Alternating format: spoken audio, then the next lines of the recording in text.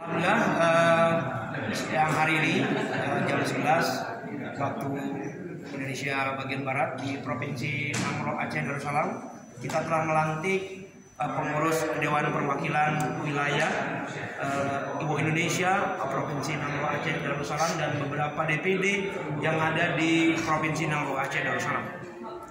Jadi harapan kedepannya ataupun pesan-pesan dari ketum untuk kita yang di Aceh ini apa? Harapan saya bagi para sahabat Iwo Indonesia yang ada di Nangro Aceh Darussalam, lakukan komunikasi, lakukan koordinasi kepada stakeholder yang ada di Provinsi Nangro Aceh Darussalam.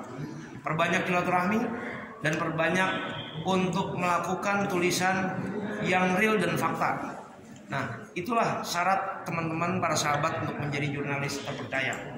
Jadi cari sumber berita yang memang valid, lalu jangan berilustrasi jika tidak ada sumbernya. Itu pesan saya kepada para sahabat. Kesan saya di Provinsi Nangro Aceh Darussalam, seluruh sahabat Iwo Indonesia sangat kompak dan sangat merasa memiliki Iwo Indonesia. Yang terpenting adalah bahwa di Mars Iwo Indonesia ada salah satu kota yang kita masukkan dalam Mars. Artinya Iwo Indonesia ini milik kita semua, milik Nusantara, milik Indonesia dari Sabang sampai Merauke. Iwo Indonesia.